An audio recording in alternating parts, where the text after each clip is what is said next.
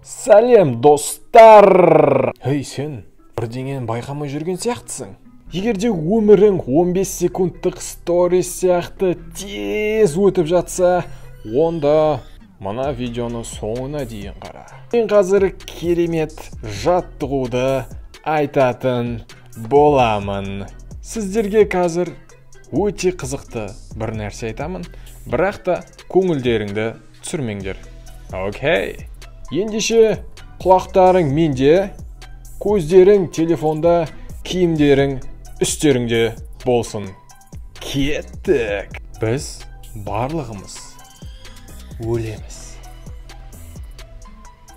Басқаша ойлауға көмектесетін бір жаттығулардың бірі ол бүгінгі күні менің өмірімдегі ең соңғы күн деп өмір сүріп көру.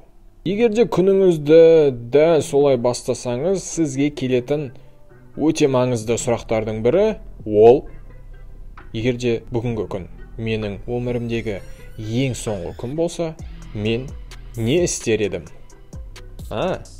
Бұл ой сізді өте маңызды шешімдер қабылдауға таптырмас құралдардың бірі.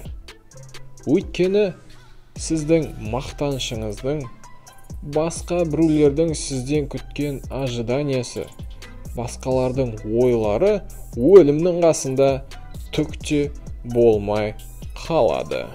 Сіз өте маңызды заттарға көңіл бөле бастайсыз, және де бұрыннан келе жатқан, байқамай жүрген заттарға басқаша көзқараспен қарап, алдағы күндері өміріңізді қалайша максималды түрде пайдалы өткізуге болады деген ойды жиі еске алатын боласыз. Сондықтан да дәл осылай бір күн өмір сүріп, маңызды заттарға көңілімізді аударайық.